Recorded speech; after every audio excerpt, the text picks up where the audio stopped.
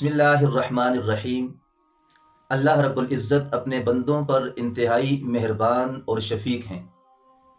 اتنے مہربان ہیں کہ رب العالمین کی ذات اپنے بندوں کی مغفرت اور بخشش کے بہانے ڈھونڈتے ہیں۔ فارسی کا ایک مشہور مقولہ ہے، رحمت حق بہانہ می جوید۔ اللہ کی رحمت مغفرت کے بہانے تلاش کرتی ہے۔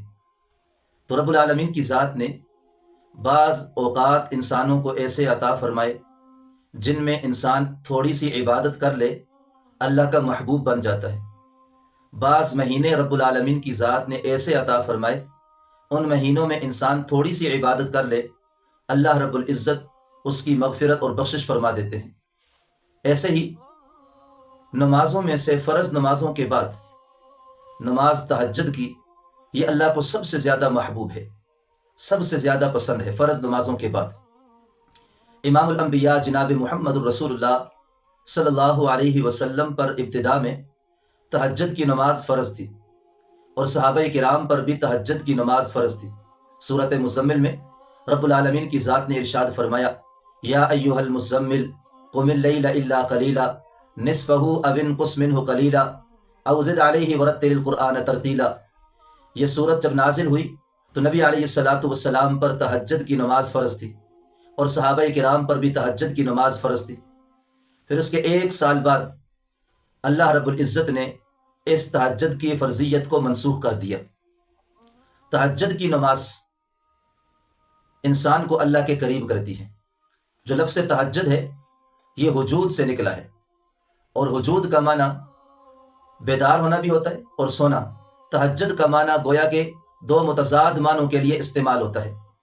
اس کا معنی بیدار ہونا بھی ہے اور اس کا معنی سونا بھی ہے۔ اب تہجد کی نماز یہ انسان کب پڑھے، اور تہجد کی نماز پڑھنے کے اعتبار سے انسان کو ملے گا کیا؟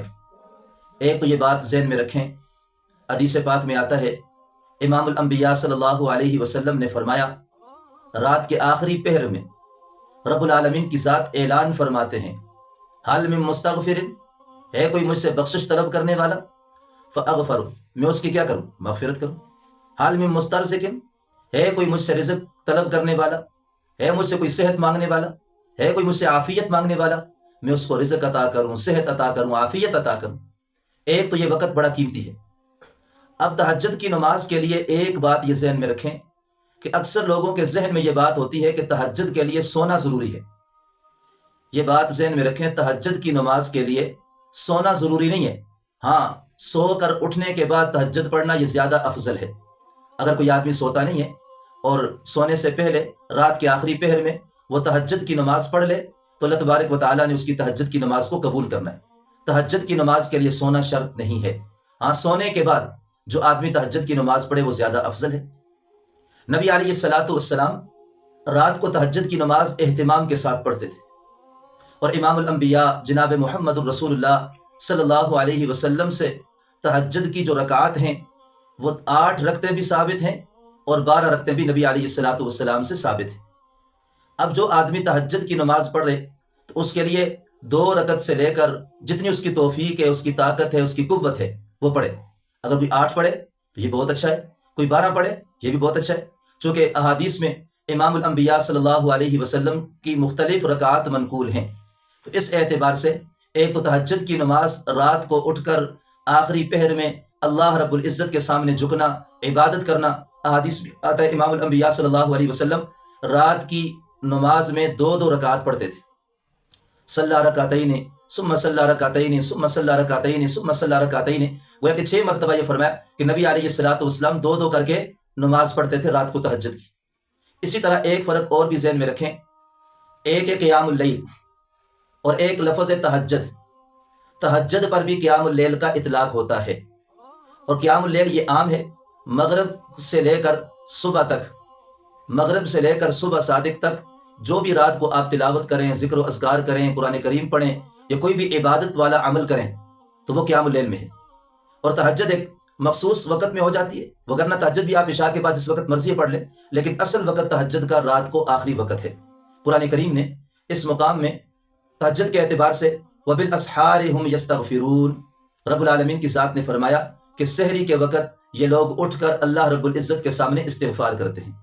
اور جو انسان تہجد پڑھتا ہے اس کا مقام کیا ہے، اس کا مرتبہ کیا ہے؟ رب العالمین کی ذات نے قرآن کریم میں ارشاد فرمایا 19ویں پارے میں اللہ رب العزت فرماتے ہیں وَعِبَادُ الرَّحْمَنِ الَّذِينَ يَمْشُونَ عَلَى الْأَرْضِ حَوْنًا وَإِذَا خَاطَبَهُمُ الْجَاهِلُونَ قَالُوا سَلَامًا وَالَّذِينَ يَبِيتُونَ لِرَبِّهِمْ سُجَّدًا وَقِيَامًا۔ فرمایا وہ لوگ جو رحمان کے بندے ہیں وہ رات اپنی گزارتے ہیں سجدے کی حالت میں اور قیام کی حالت میں۔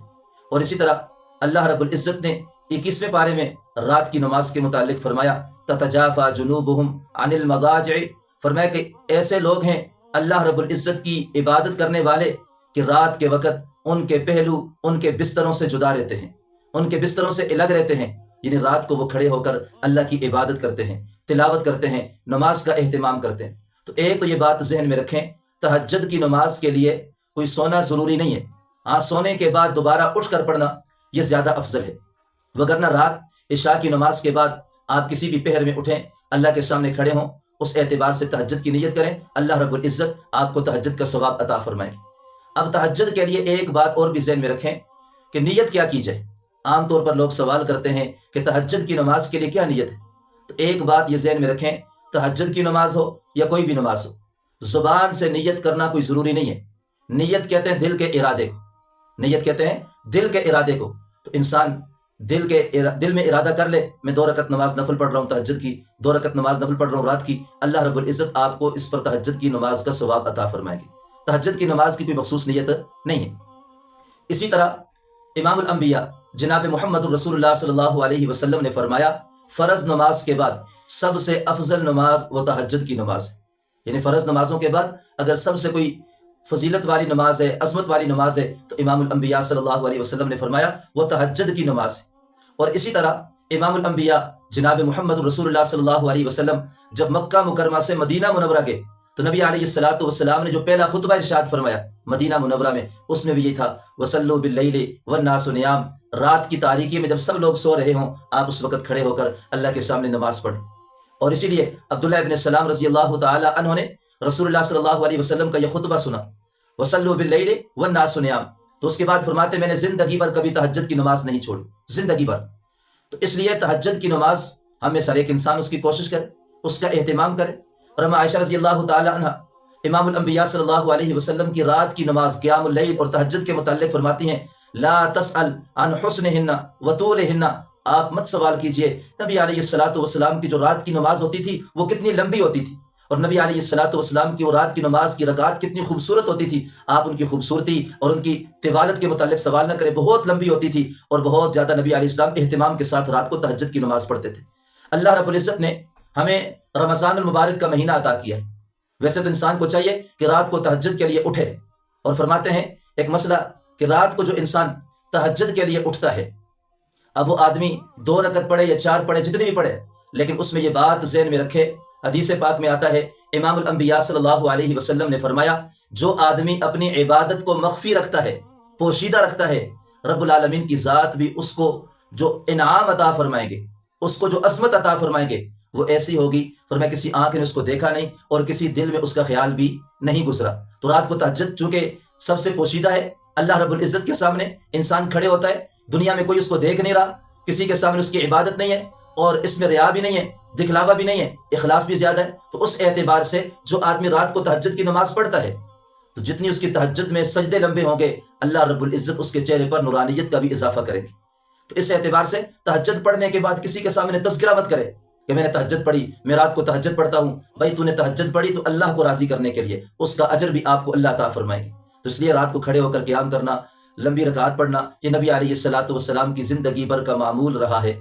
انسان کو چاہیے کہ رات کو کھڑے ہو کر اللہ رب العزت کے سامنے جھکے۔ اور میرا ایک جملہ یاد رکھنا، جب تک امت رات کو روتی تھی تو دن کو مسکراتی تھی، اور جب امت نے رات کو رونا چھوڑ دیا اب دن کے اجالے میں بھی روتی ہے۔ تو لہٰذا راتوں کو اٹھ کر اللہ کے سامنے آنسو بہائے جائے، راتوں کو اٹھ کر رونے کا معمول بنایا جائے، اور راتوں کو اٹھ کر اللہ رب العزت کے سامنے سجدے کیے جائیں۔ قرآن کریم میں اللہ تبارک و تعالیٰ کی ذات نے 27ویں پارے میں ارشاد فرمایا کہ متقین کو، ایمان والوں کو جنت کی نعمتیں ملیں گی، اور ان جنتوں کی نعمتوں کی وجہ کیا ہے؟ وَبِالْأَسْحَارِ هُمْ يَسْتَغْفِرُونَ، وہ صبح سحری کے وقت کیا کرتے تھے؟ استغفار کرتے تھے۔ اللہ رب العزت ہم سب کو تہجد کا اہتمام کرنے کی توفیق عطا فرمائے۔ اور یاد رکھیے، جو انسان تہجد کے وقت اٹھتا ہے اللہ رب العزت اس کو دنیا میں مقام عطا فرمائیں گے، اور دنیا میں اللہ تبارک و تعالیٰ اس کو عزت عطا فرمائیں گے، اور لوگوں کے دل میں اللہ رب العزت تہجد گزار انسان کی محبت ڈال دیں گے۔ حدیث میں آتا ہے من کان للہ کان اللہ لہ، جو اللہ کا بن جاتا ہے اللہ رب العزت اس کے بن جاتے ہیں۔ تو مجھے اور آپ کو بھی چاہیے ہم غفلت کی نیند نہ سوئیں، ہم غفلت کی چادر تان کے نہ سوئیں۔ ہم میں سے ہر ایک انسان رات کی تاریکی میں جب سونے کے وقت ارادہ کر لے کہ انشاءاللہ میں صبح اٹھ کر تہجد کی نماز پڑھوں گا، اب اللہ رب العزت اٹھنے کی توفیق بھی عطا فرما دیں گے۔ بالفرض اگر کوئی آدمی رات کو تہجد کے لیے نہ بھی اٹھ سکا، اللہ نیت پر بھی اس کو اجر عطا فرمائیں گے۔ حدیث میں آتا ہے امام الانبیاء صلی اللہ علیہ وسلم نے فرمایا من ہم بحسنۃ ولم یعملها کتب له حسنۃ، جو آدمی صرف نیکی کا ارادہ کرے اور اس نیکی پر عمل نہیں کیا، صرف ارادہ کیا ہے، اللہ رب العزت اس ارادے پر بھی اس کو اجر عطا فرمائیں گے۔ مجھے یقین ہے، امید ہے میرے تمام مسلمان بھائی بہنیں، مرد عورت، چھوٹے بڑے سارے مجھ سمیت تہجد کا اہتمام کریں گے، اور جب امت رات کو رونا شروع کر دے گی اللہ کے سامنے تو دن کے اجالے میں اللہ ان کے چہروں پر مسکراہٹ بکھیر دیں گے۔ دعا ہے رب کریم سے اللہ تعالیٰ جو کچھ کہا ہے ہم سب کو اس پر